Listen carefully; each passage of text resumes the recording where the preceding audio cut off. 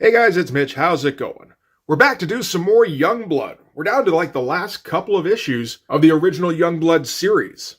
And it feels like Rob may be actually trying a little bit on this one, or somebody is anyway.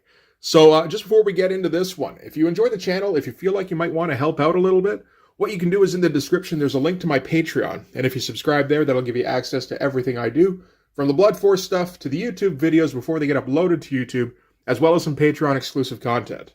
So yeah, we're back to the one that started it all. I will give Rob a little bit of credit in that it does feel like he tries a little bit harder when he works on Youngblood than when he does on other titles. Maybe not the covers on some, although this one is a little impressive by Rob's standards, actually. But the biggest problem with Youngblood at this time is that Youngblood itself is more of a support book. You'd think it would be the flagship for Rob, for Extreme Studios. But really, that's Team Youngblood at this time. That's where all the story is going on, assuming there is some. I haven't been going over it at all, either in these videos or, like just reading them by myself. We can go over those if you guys want. It just wasn't one of the first things that came to mind for me because, it's written by Eric Stevenson, drawn by Chap Yape. And Chap Yape is one of those guys who's, he's not Rob, who is always interesting to take a look at. And he's not really bad like somebody like Merritt. He's kind of new at this comics thing, so he's still picking a few things up, but he is a fair bit better than a lot of the Extreme Studios guys at this time. So it's just kind of this middle ground book that probably doesn't have a whole lot of bad to point out mistakes, but probably also doesn't have a whole lot of good. So I know, like I said, we can check that out if you guys want. But let's get into this one for now. So this is taking place after the events in Team Youngblood number 10, as far as I can tell. Last issue of Youngblood, not a ton happened. One of the Youngblood teams was sent off to assist the Youngblood away team, which is, the guys that star in Team Youngblood. And that was Die Hard, Vogue, Dutch, and Combat. And they had some kind of fight over there. This book is kind of the aftermath of that. The other stuff going on in Youngblood number 7 was Shaft dealing with an eating disorder and Badrock, whatever, skiing and then punching Overkill. So let's get into this thing, starting with the cover. Yeah, like I said, this is one of the better Rob covers, maybe one of the best Rob covers. There is a ton going on here. None of it looks particularly difficult to draw, but it's just the fact that he drew so much of it that's a little surprising. So we've got Nightstrike here, who I guess Rob figures is the coolest guy at the moment. He's the more ginger guy between him and Shaft. Shaft is like, he's a bit too, Cyclopsy to be really that cool. Nightstrike is like the rogue Shaft, so he's much better. And he's got the goatee and the bandana with the endless tails on it. So, you just can't beat that combo. But yeah, big dynamic shot of him with a ton of line work. Looks like the cover here was inked by Danny Meeke. That's probably a good thing with a Rob drawing. And yeah, then Shaft and Badrock, who look okay. These are various Die Hard bots, which, whatever, I guess Rob thinks those are cool. And then Silence in one of the more ridiculous poses I think I've seen Rob draw. At least for a woman, anyway. You don't do that. Particularly when her costume is just a bikini. But hey, whatever, right? There is no dynamic shot of a woman I think that Rob can draw that looks any kind of good. Usually when he's drawing women, he just kind of draws them standing and like really thrusting those hips out. But that's about all he can manage. And then, of course, all the speed lines in the world. So yeah, a bunch of time put in on that cover by somebody anyway. I know Merritt was his speed lines guy on X-Force, so I don't know if he decided to spend an afternoon just drawing them on this, or if Rob directed Danny Meeke to do it, or if he did it himself. It's possible. But he was so jacked up about this cover, he didn't leave any kind of room for a title. So, all right. But, it's not like anybody's guessing which book this is based on the cover. So let's get into this. So this one is going to be plotted by Rob, scripted by Eric Stevenson, inked by Danny Meeke, and Jonathan Sebal, which is not, ideal. The Jonathan Sebal part anyway. For instance, I think this first page here is probably Jonathan Sebal because that doesn't look anything like a Liefeld head. Now, Rob has been playing around with his style a little bit leading up to this, but still, I'm pretty sure Danny Miki makes this look more like Liefeld drew it. In fact, all of this stuff doesn't look particularly Liefeld. I mean, the pose is stiff enough. It's still not quite right. I don't know. And there's this background stuff here. Like, it's the kind of simple background that Rob would probably throw in, but again, there's just a bit more of it than there would be expected, I think. Oh, I should note that this one is dated for September, which is 2 months after the last Youngblood issue. So again, possibly Rob spent the extra time actually doing some drawing. Who knows? It's a fine first splash, I guess. There's not really a whole lot going on other than Shaft going over the coming mission and the fact that the 4 Youngblood guys he sent already were defeated, and one of them is presumed dead, and that's Combat. And all that was supposed to have happened in Team Youngblood number 10. At the end of that issue, it does look like Combat survived, so I get it's just kind of a fake-out thing, but, you know, that's some kind of indication of stakes. That's something. But yeah, you can tell this isn't Danny Miki, because, like, look at those pouches. Those are some low-effort pouches. If there's one thing Rob is going to spend some time on, it's some goddamn pouches. And the narration is all just Shaft being like, man, we're going into unknown territory, and I don't know about this team. They're a mixed bag of rookies and raw recruits and a couple of veterans.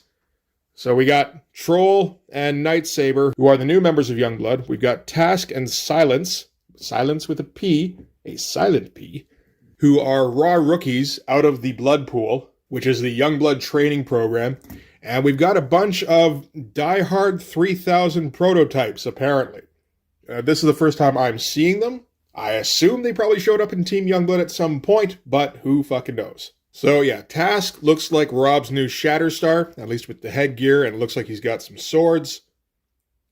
Silence, maybe the worst costume design I've seen out of Liefeld. He just couldn't think of anything. This is largely, by the way, what inspired the Maxtremus costume, and I mean, you can see it, right?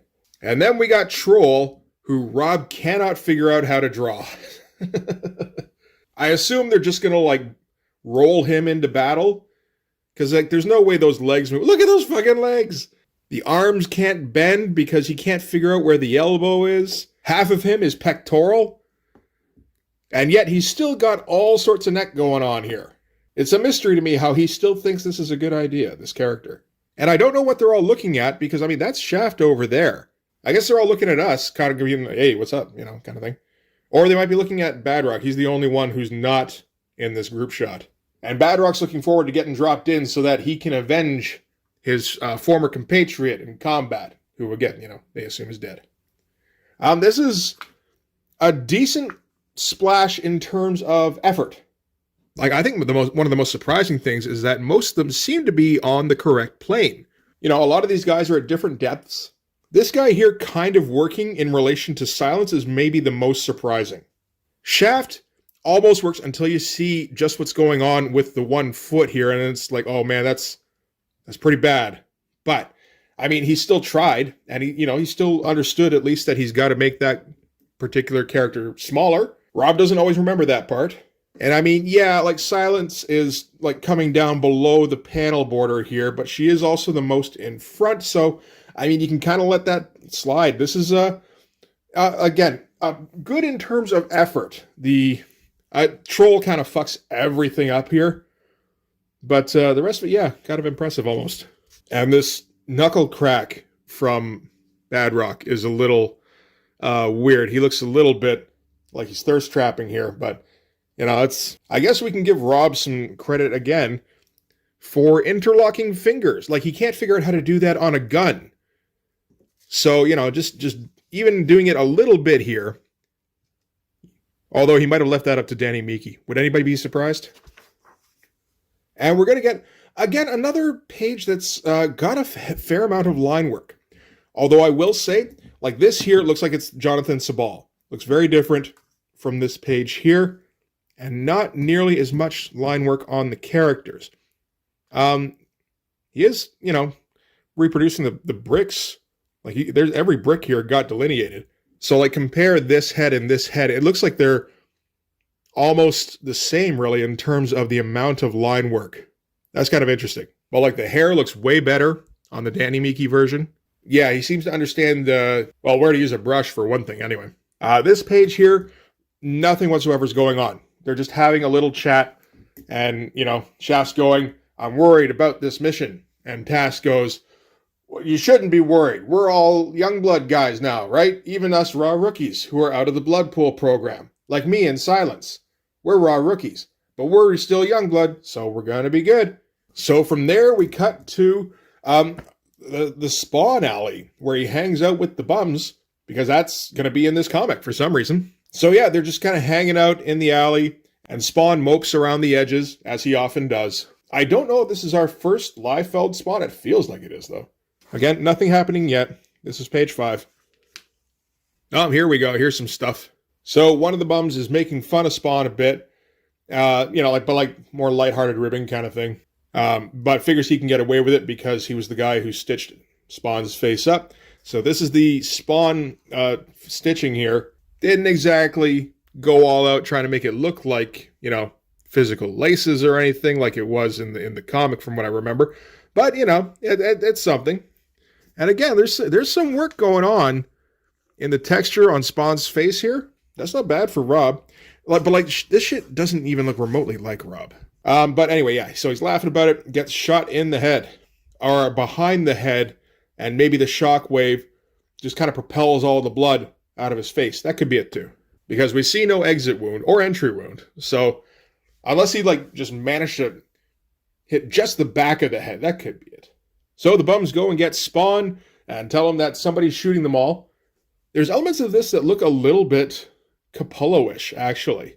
I wonder if Rob's trying for that. Particularly this panel here. That looks quite Capullo-ish. And the poses look a lot more natural than Rob can pull off. So I wonder if he just flat out stole a panel there. He might have. So Spawn returns to the alley, and turns out it's Chapel. Because Chapel decided at the end of Youngblood number 7 that he was going to go after Spawn for some reason. In terms of detail, these pages aren't great, but there is stuff happening for once. So, that's something. Oh, double page splash. That's not a bad one, though. In terms of stuff going on, again, there's nothing. It's just Chapel going, long time no see. And Spawn going, leave my friends out of this. And then a little bit of backstory where we just kind of reiterate that Chapel was the one who killed Spawn. Spoilers, we haven't got that far in Spawn yet. But again, if you want, a lesson in how to fill caption boxes with nothing, emerging from the smoke and shadows, he looks like the devil himself. The ghastly white skull he chose long ago as his trademark, eerily incandescent in the moonlight. A none too subtle reminder of what has passed between these two men, and of the unholy bond they share. Again, that don't mean fucking shit. But as far as the splash, it is a cool shot, so that's something. Not a ton of detail on it, so I think probably most likely a single page that got turned on its side. But, it's better than, I think, what was it, Youngblood number 5 or something, where, oh, maybe it was Death May Red, I don't know, where Badrock's doing jumping jacks and faceless minions are flying away from him. It beats that. I still don't know what this shit on his back is supposed to be. It feels like it's maybe supposed to be guns, but they look more like fins. And I'm pretty sure they're just there because Rob thinks they look cool, whatever the fuck they are. Interesting rifle thing here, too. There's not his typical... I don't know. Rob doesn't really have a typical giant gun thing. When he was doing X-Force, Cable would often hold just a giant tube. And then it depends on who's influencing him at the time. When Stephen Platt is going, he starts throwing on a lot more stuff, a lot more screws and just hatching for texture. This is before that anyway. But he is still trying to do something because it is a large image. So Chapel wants Spawn here. He doesn't say why. We get the impression, though, that he wants to kill him. Spawn says, get out of here or I'm going to fry you with my magic powers. And Chapel says, well, I know that you've got a limited source and I just killed a bunch of your buddies. So do you want to fry me or do you want to help your buddies? Because you probably don't have enough power for both. Which is something. That's almost like Chapel had a plan and then executed it, which put Spawn in a tough position, and now he actually has him kind of at his mercy a little bit. We don't usually see a Liefeld character have a plan, nor do we usually see any kind of ramifications other than good guys win. But yeah, again, decent amount of detail. We do get a shot of Chapel's back here, so somewhere in the last panel he lost like 60% of those fins, but it looks like they are supposed to be rifles, maybe. But decent pose, and I mean from an angle that Rob usually doesn't draw. Kind of wonky pose from Spawn up here, but it's not horrible or anything, and it's, again, a smaller figure than we usually see from Rob, unless he's drawing somebody just standing straight up and down. Then we cut to the big close-up of Chapel yelling, which is the stuff Rob likes. Likes it so much, he's going to make Chapel just drool all over himself. And his fucking bunny ear antenna, too. That's pretty gross. And again, with the textures on Spawn, although it's worth pointing out, of course, that a lot of this is being done by Kiko Takanashi. But, like, you know, there's still a fair amount of ink work in here. The only real problem, I guess, here, as far as mechanics go, is that this is actually a 2-page spread, but I didn't realize it the first time looking through it. You can see here, this panel does cross the binding here. So if you read here, it doesn't make a whole lot of sense. It still doesn't make a ton of sense here. Like Chapel goes, when I read the reports about demons and hellfire and all that crap, it didn't take a genius to figure out you were at the heart of it all. And Spawn goes, yeah, I guess not. You never were exactly what I'd call scholarship material. So Chapel went like, you don't have to be smart to know this was you. And Spawn goes, yeah, you're not smart. So that's an exchange. That's like witty rejoinders. But okay, whatever. I mean, you know, like, we've seen far worse. Right? Like, I can't even really complain about that. Back to Baffin Island. Huh, okay. This is the first time I noticed that. As I say here, that is part of the Northwest Territories in Canada. But Youngblood are flying in to act as relief for Team Youngblood in their Flying Dorito. And we cut inside the villain's headquarters, and this is Matic and Blackrock. And as far as I can tell, Blackrock took the same serum that made Badrock. I think he was working with Badrock's dad, something like that. And these two seem to be the ones behind the big punch-up or whatever that Team Youngblood have gotten into recently. And nothing really going on this page other than Shaft going, you're up first, Bedrock, and he goes, okay. And then these guys go, well, I guess we weren't as sneaky as we thought in our last crime that we did. We probably did crime. So now this is all get ready for an attack kind of stuff. So alert the Argus units. Our guests deserve a proper welcome. And then they do the Badrog thing where he jumps in and screams the whole way down and then punches everybody until there's nobody left to punch. This is also, of course, what happened in Youngblood number 4, which I remind you was 4 issues ago. Also a year and a half. But, like, you know, in terms of in-universe continuity, this is just like he does this like every fucking day. And we get the backstory for Badrock, which nobody gave a shit about ever, where, you know, he was like 15 and his dad was an inventor who came up with a Dr. Jekyll serum. And Badrock was a geek and he didn't like that, so he drank the serum and it turned him into the Thing. And that's it. And then double page splash again. Again, not a terrible one. This is kind of along the lines of that splash in Death Mate Red. Well, that was a single page splash, but you know. But, like, nothing's happening. He's just smashing through the ceiling, but, you know, Rob thinks it looks cool enough that he can milk a full 2-page splash out of this and then sell that shit for way too much money. Again, that said, we've seen worse excuses for a double-page splash. This isn't terrible. And again, more of that talking because you can't just have punches going on a page. So without so much as a word, the boy of stone strikes. His body is a powerhouse mass of rocky muscle, his mind a blazing ball of fury. Brief hours ago, he was enjoying... Well, Jesus Christ, we're flashing back during the battle. Okay. He was enjoying his first real vacation since joining Youngblood, gleefully skiing the slopes of Vail, Colorado. That all came to an end, though, when he was attacked by the cyborg assassin called Overkill. Is this any even remotely relevant? And when Overkill ultimately escaped, Badrock was equal parts anger and frustration. Oh, okay, here we go. Both of which are now at last finding their release. There you go. So it was all linked It's all a tapestry. Youngblood is the most emotionally relevant book of 1994. So yeah, Badrock punch Blackrock. Blackrock punch Badrock back. And then he get punched back. Although this is where we find out, assuming we didn't read Team Youngblood, because I wasn't, that Blackrock worked with Badrock's dad.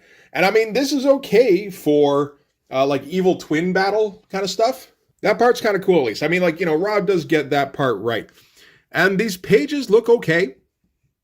You know, this is a cool shot of Badrock doing like a ground and pound kind of thing. Not the best punch here. It looks like he's kind of doing a yoga pose. And Blackrock is doing like cheerleading exercise in the background. But this punch is okay. I assume Blackrock got knocked on his ass. And, I mean, you know, this one, not a huge amount of impact or anything. But I like the motion of the swing on the arm here. That's all right. And then, like, acceptable punch back. Again, a lot of the work here is being done by Kiko Takadashi to make this look any kind of cool. And then it looks like Blackrock kind of gets Badrock turned around and starts taking advantage of him a little bit, maybe. That's a bit of a shocked look on Badrock's face. But he's able to immediately turn around for some reason and get another hit in. Like, this is all, you know, these pages on their own all look fine. But as a fight, man, do these suck. It's just, I punch you. And then, oh, I got punched back, etc., etc., et fucking cetera. It's just the most boring shit. Like, just Liefeld can't think of anything interesting to do in a fight. And at that point, I guess these are the Argus soldiers or whatever that they called up last time. And they appear to be some kind of cybernetic something. They look like they have a bit of a hive mind. Again, decent page. And one of them gets destroyed. And that looks like it took a bit of work. But they were destroyed by one of the Youngblood people, probably Nightstrike. Nightstrike does most of the cool stuff now, I think. Remember when everybody used to have arrows sticking out of them all the time? Because Shaft was the cool one? Yeah, not anymore. I don't think we can see anybody get shot with arrows in this. But yeah, Youngblood comes to the rescue. Pretty cool shot. Lots of detail. And again, having Danny Miki ink this one and having Kiko do the coloring, that's kind of what makes the difference on this. But I mean, there's enough going on. I do think that Rob was putting in a bit of effort on these pages. I mean, these are the pages that Rob does like to draw. Oh, but Task drew both of his swords and yet still has the sword hilts on his... Maybe he has, like, hilts of endless swords, kind of like, you know, like magic property kind of shit. Where every time he draws swords, more swords populate. Which is handy if you're, like, really prone to getting disarmed. Or, like, if you like to throw swords, that would work too. But yeah, decent shots. Nightstrike blows up one of the Argus guys. Well, one of the guys who are probably Argus. I'm not for sure about this pose, but I guess it could be worse. Yeah, this guy is definitely the new Shatterstar. And Silence jumps around, and this is apparently telekinesis happening. She throws telekinesis bolts. But, like, again, shit is happening. And, like, when Rob doesn't give a shit about what the page looks like, which is, like, 75% of the time, then the minions are usually... They've got, like, bubble helmets on and very little... armor detail. Like, there's real faces here with, like, he's got to figure out a bit of a mask thing going on. There's a bit more detail than usual on the armor. I do think he might be trying a little bit. But Youngblood easily dispatch all the minions, which, again, if we remember from Brigade, that's a surefire way to make your book boring, is to not put anybody in any kind of danger. And make it look as though your heroes can handle any situation easily. You want there to be some kind of struggle. You want the heroes to overcome something, not steamroll it. Unless you're Rob Liefeld and you grew up watching Schwarzenegger and Stallone movies. Even then, there's some good ones in there. It just tells me Rob watched too much Commando, not enough Predator. So Youngblood box in, Matic and Blackrock, and they fence verbally, as Liefeld characters do. Such as Badrock going, "Okay, dorks, clown time is over." That's what I'm stealing. And again, Night Saber doing all the talking here because Rob has decided he's the cool one. So he's like, "You want to finish this up easy or hard?" And Matic goes, "I'm not beaten yet." And Night Saber is like, "Considering how we tore through your robot buddies, I'd say your chances of survival against even one of us is courting slim to none." Again, no fucking stakes. Except that then the bad guys get some cavalry show up and with Sabertooth, a werewolf, right? And this is to be continued in Youngblood number 10, because the next issue is Image X month. So the next one is actually going to be written and drawn by Jim Valentino. Why? Because none of the Image guys wanted Valentino touching their books. I'm quite sure. But yeah, decent shot to end on. You know, I mean, for a splash, that's pretty good. A lot of this work is Kiko work. And I'm quite sure Rob did not draw this brick stuff here. I'm not sure who did. But, I mean, you know, it looks all right. So, good job to whoever that was. And then we get an epilogue with Cable Red variant. I mean, Major Bravo. Who stands on a boat and knows that the time of the gathering is at hand. Magic the Gathering? It is about around that time. I guess it is at hand. I don't know what the shit the Gathering is supposed to be. The next event I know coming up, at least in this, is Extreme Sacrifice. Oh, it looks like you could order, for a limited time only, an autographed Youngblood number 6, which includes a rare and collectible Youngblood ticket for only $9.95. All major credit cards accepted. Line up, guys. And this is in 93, so that's like $20 these days. I mean, you could flip that pretty easily for a return on your investment. So, I mean, you know, that's not a bad idea, I suppose. And Rob just lets us know that his girlfriend, who he proposed to in issue 6, I think, probably 6, she did accept. And I think they're still together. So, good for you, Rob. All right, and some Youngblood letters. All ravey stuff. So I don't like to read too much of it. Just a couple things here. Are you going to have a Youngblood yearbook number 2? And he says, yeah, which is incorrect. It was nope. And then this other one, which is, oh, wait a minute. This is from Brian Platt, but from Grand Rapids, Michigan. As far as I understand, Stephen Platt is a Toronto kid. Then again, Toronto isn't far from Michigan. I don't know. Maybe he was going to like Sheridan College or some shit like that. Might have been. I don't know. But anyway, who is Colonel Bravo? He looks really cool. Will he be another member of Youngblood? He looks really cool. He's Cable. Like, this is the character who looks cool? This is the kind of thing that convinces me I will never understand the popularity of Liefeld. Because this is the kind of thing that people who like Liefeld think looks cool. I think this looks fucking stupid. I think he looks like he's covered in useless shit. I think he looks fat as fuck. And I think he's a ripoff of an already existing character, which he is.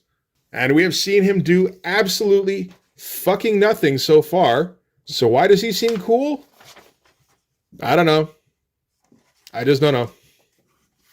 Again, that seems to be the final barrier I just can't cross, in that, you know, just because he's covered in gun belts and pouches and, you know, is probably screaming, I don't think that looks cool. I never thought that looked cool. Anyway. Oh, it's time for a Rob Liefeld signing. Where you can meet Bad Rock, or somebody in big foam rubber suit. Are you supposed to meet Kodiak too? That's kind of what it seems like. He's one of the guys from New Men, I think. Oh yeah, and Youngblood Year 1. I tried to figure out what the fuck this is, because this is supposed to be Kurt Busiek and Rob Liefeld working on something. Eventually, this seems to turn into something called Youngblood Genesis, which came out, like, this is, I assume, supposed to come out somewhere around 94 or 95. Youngblood Genesis didn't come out until 2003. There are 2 issues. Kurt Busiek does seem to write it. Rob Liefeld does not draw it. He inks it. I don't remember the name of the guys who draw it. It's a weird-looking style, though. But Rob doesn't solely ink it. He inks it with Dan Fraga. And honestly, looking through it, I couldn't tell what Rob would have inked. It doesn't look anything like anything Rob has ever drawn. And most of the stuff that Rob inks, it looks like he's drawn. And hey, Mortal Kombat 2, which we had for Sega Genesis, which I'm glad about, because as far as I recall, Super Nintendo version didn't have any blood, which is super lame. Anyway, that's going to do it for Youngblood number 8. That was almost like a comic book. I mean, again, it feels as though Rob probably had some help in this. I can't imagine that the pencils were as intricate as the finished inks actually look. But it does seem like he's trying a fair bit harder on this than he usually is.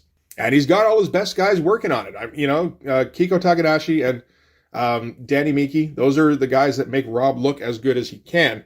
And, you know, it does look like a high-quality Liefeld product, as far as that goes. Yeah, except for the pages that are inked by Jonathan Sabal. They're still not bad, though. So, yeah, I mean, like, fairly decent all around, which is a little surprising. It felt a little short. How long was that? Well, actually, it's 24 pages plus an epilogue page that were all done by Rob. So I guess it just feels short because of all the double page spreads. So yeah, not too bad at the time, although the price is kind of creeping up there. We're up to $3.50 Canadian per issue, and this is only $94. Like, that's pretty bad. But it's a bit of a collector's item. It's 1 of 10, kind of, you know, which they printed a shit ton of. But only 10 different Youngblood comics in existence. Get them while you can, I guess. Limited series. Anyway, that's going to do it for this one. Thanks very much for watching. If you like this video, please hit like, hit subscribe, hit the notifications so you know when the next one's coming out. Go over and subscribe on my Patreon. That'll give you access to everything I do, from the Blood Force stuff to the YouTube videos before they get uploaded to YouTube, as well as some Patreon exclusive content. You can also follow me on Instagram and DM me there for commissions.